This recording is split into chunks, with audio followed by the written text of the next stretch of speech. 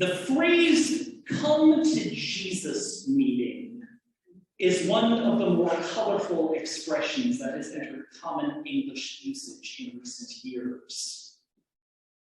The official, formal definition for the phrase, according to Merriam-Webster, is, quote, "a moment of sudden realization, comprehension, or recognition that precipitates a major change, and despite its Christian religious connotations, does not necessarily require a particular belief in the Son of God from either party involved."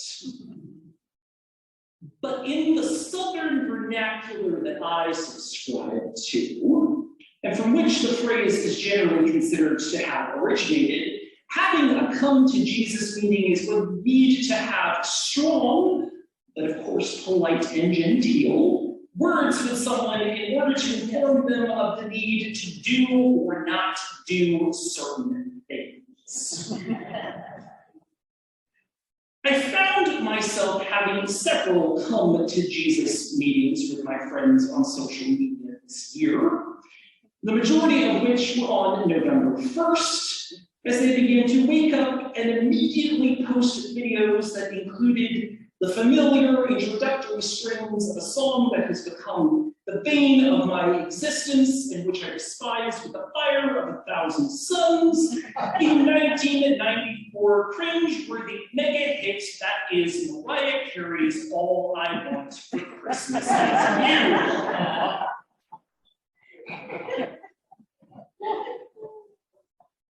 My objections, of course, were based upon several factors. Firstly, in the great panoply of Christmas carols and Christmas songs that have been sung across many generations, some of which have been written by the greatest composers in history and sung by some of the most iconic vocalists in music, why in the world are we still coming back to that one song every single year? Amen. But I digress. Secondly, I am of the strongly held core belief that the period of time from November 1st to the 4th Thursday in November is reserved solely for the observance of and participation for the frequently forgotten holiday of Thanksgiving. But also, as many of my seminary colleagues saw fit to remind myself and everyone else who listened to them, you cannot prepare to celebrate Christmas without observing and getting through Advent first. My initial memories of Advent come from my days as a Catholic school kid and not understanding why the sisters were so adamant about us not singing Christmas songs well into December, something I still feel as someone who has been known to listen to Christmas music in the middle of summer. And I also didn't understand why all of our classrooms and the chapel had suddenly sprung up green wreaths that had pastel-colored candles. Purple, pink, those are Easter colors, aren't they? What happened to red, white, green, and gold? What is this Advent that you're talking about? It's not on any of my calendars. What I came to understand later is that Advent is not an actual holiday on the calendar per se, but a season that begins the lead up to the observance of Christmas. The importance of Christmas was not the presents, or the lights, or the songs, or the letter and cookies left out for Santa, or Father Christmas, as my British family refers to him. It was about the birth of Jesus, and Advent was meant to be a time of preparation and reflection in preparation for the birth of Jesus into the world. The literal meaning of Advent from the Latin word adventus, meaning arrival. I learned that the wreath that you see on Advent was a tradition that was started by German Lutherans in the 16th century, adopted by Roman Catholics in Germany in the 1920s, and brought to the US in the 1930s. It was originally much larger and had 20 red and 4 white candles that were lit to count down the days of Christmas. Eventually, the number of candles was reduced to 4 over the years and became the colors that you see today. The importance of the wreath was that it was circular, which was meant to signify the infinite love that is received from God. Each of the candles has significance. They were meant to stand for a different aspect of the process of preparing ourselves for the arrival of Christmas: faith, hope, love, and joy.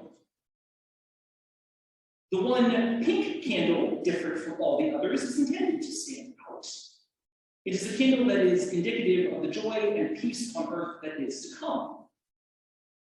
The idea is that by the time you arrive at Christmas, the preparation that you have undergone is meant to make the celebrations of Christmas that much more special, festive, and meaningful.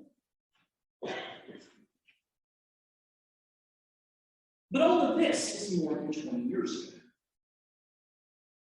I was much younger then, and was only at the beginning of what would be a lifelong spiritual journey of exploration and discovery that would, and like many of us who have been UUs for a while, take us down different roads from what we grew up with and what we once believed and understood as children.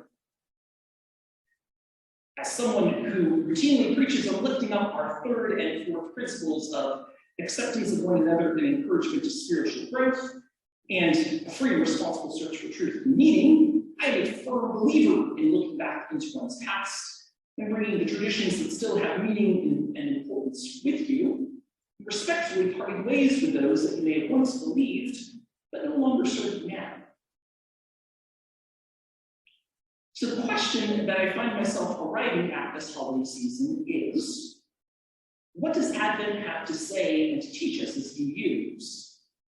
What kind of meaning can it have for us this holiday season? This is an especially hard question for me because I am someone who absolutely loves, capital L-O-V-E-S, loves anything and everything having to do with Christmas. I am all about the lights, the decorations, the sights, the sounds, the smells, the music, except for the aforementioned Mariah Carey song. The holiday baking, the ugly sweaters, the joyful overstimulation of my ADHD, all of it. But the past few years, what I've noticed is that it has become less and less about the experience of Christmas, and more about the rampant consumerism that has come to be associated with Christmas. How many shopping days are left until Christmas? How to take advantage of all the Black Friday and Cyber Monday deals online and in stores? Have I gotten gifts for everyone on my list? And have I mailed out my gifts in enough time for them to arrive before Christmas? Don't get me wrong. I love giving and exchanging gifts with those that are close to me. But the beauty of Christmas for me is that there has always been an existential sense of peace that comes with the holiday season that I look forward to every year. It is as if for just a moment, there was a pause when we get to look back at all of the events of the year that has taken place, and we get to take a much needed deep breath. It is almost like we're getting the chance to say, look at everything that has happened this year. Look at everything that I have gotten for you. At that point, the holidays become our much needed release, a chance to relax and give ourselves a moment of long overdue celebration as we close out this year and prepare ourselves for what is to come in the next year. In that sense, the invitation of celebrating Advent becomes, for me, an intentional spiritual practice. It becomes a moment to physically pull myself away from my desire to need a little Christmas right this very minute, and to reorient myself to what is important to me at this time of year. It is also a chance for a moment of escape in this moment of holiday chaos, when so much is going on and stress levels can be at their breaking point, and give myself time to breathe, slow down, and notice things a little differently and a little more deeply. Reminding myself what it is about this season that I love so much. On perhaps a grander scale, it is a chance for me to light a candle. A physical action of creating light and warmth in a time of both physical cold and darkness, and the cold and dark that comes with uncertain times in our critical world. Many years ago, I was invited to attend a Yule ritual that was being hosted by a local pagan group in North Texas. And I remember being struck by how, sitting in the midwinter stillness, how grounded and connected I felt to the earth and to the others around me who were also participating in the ritual. And I remember feeling my dwindling spirit instantly filled by a sense of connection that I had not felt that holiday season. The reading that we heard this morning from Quinn and G. Caldwell captures the sense of the same feeling that I felt in that Yule ritual, and the feeling that I so desperately yearned for in the weeks leading up to the holidays. As selfish and naive as it sounds, I want to escape all of the trappings of commercial Christmas and to be held in the childlike wonder of the moment. I want to experience the magic and awe of seeing the glimmer of colorful twinkling lights. I want to walk around a winter wonderland with a cup of hot coffee and just take in the magnitude of the moment that is all around me. To feel the familiarity of what I have felt in holidays past. My soul longs for not the chronos of what will happen in the next minute or the next, but to spend a seemingly endless moment in the kairos of what is. If the lighting of a candle at Advent, whether it still means for me what it once did, or if it means something different to me now that makes more sense, then it is a tradition I will seek out and bring with me. And it is something that I will invite others to do the same. And so, my friends, I ask you the same questions that Quinn Caldwell asks of us in the reading. What are things or traditions around this time of year that do that for you? What brings you back to your childhood or to whatever your happy place is at warp speed? As Caldwell implores us, I invite us to find whatever it is and think to do it soon.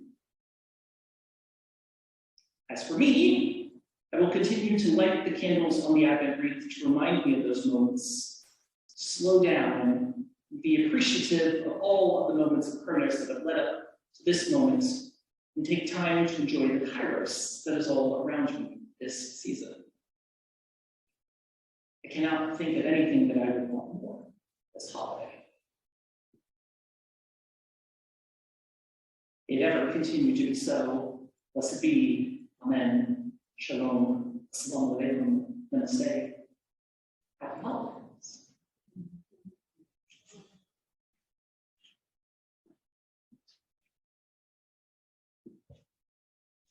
And I invite you now to please rise in body or spirit for hymn 226 in the Great Hymn.